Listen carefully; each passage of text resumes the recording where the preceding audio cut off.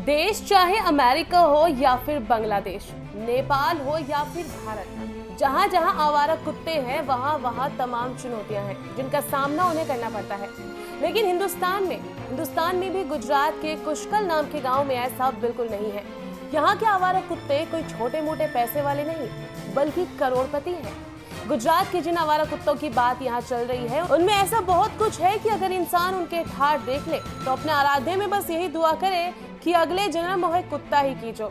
हिंदुस्तान जैसे देश में न डॉग लव की बातें नहीं है और ना ही डॉग लवर्स की। आज देश के तमाम ऐसे डॉग लवर्स हैं जो सड़क पर रहने वाले आवारा कुत्तों के लिए ऐसा बहुत कुछ कर रहे हैं जिसे सुनकर कोई भी हैरत में आकर दांतों तले अपनी उंगली दबा ले। ऐसा ही मामला गुजरात के गांव का है जहां कुत्तों के प्रति इंसान के प्यार ने गांव के आवारा कुत्तों को करोड़पति बना दिया है।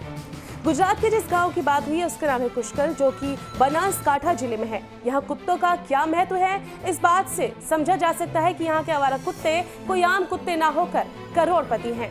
खेतों पर उनका मालिकाना हक है और किस तरह से वो आवारा होने के बावजूद अपना जीवन जी रहे हैं। हो सकता है उनकी किस्मत देखकर एक बार आप भी चल उठे। गौरतलब है कि करीब 7,000 आबादी वाले गांव कुशकल में कोई गरीब आपको ढूंढने से भी नहीं मिलेगा। बताया जाता है कि कुशकल आर्थिक रूप से बहुत संपन्न गांव है।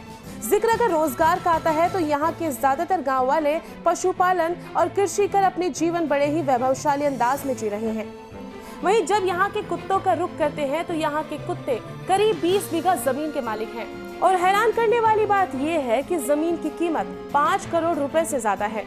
कुत्ते हमेशा ही गांव वालों को प्रिय थे और क्योंकि पहले यहाँ नवाबों का शासन था तो नवाबों ने गांव वालों को 20 बीघा जमीन खेती करने के लिए दी थी, जिसे गांव वालों ने ये कहकर लेने से मना कर दिया कि वो मेहनत मजदूरी करके अपना जीवन यापन करने में सक्षम है।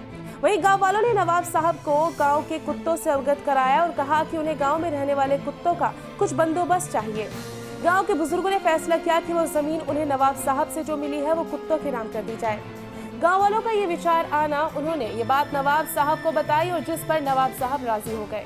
आपको बता दें जिस जमीन के कुत्ते मालिक हैं वो रोड के किनारे है, उसकी कीमत करोड़ों में है। जमीन को स्थानीय लोगों के बीच कुतरिया नाम से जाना जाता है।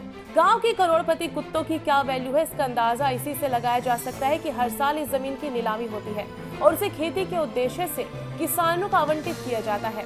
जमीन पर जो भी अनाज पैदा होता है उसे बेचकर जो पैसे आते हैं उससे कुत्तों के खाने पीने की व्यवस्था होती है। गांव वालों ने एक स्थान जो कि ऊंचाई पर है उसे इन कुत्तों के खाने पीने के लिए समर्पित किया है। साथ ही कुत्तों को खाना देने के लिए उनके खास किस्म के बर्तन भी लिए गए हैं।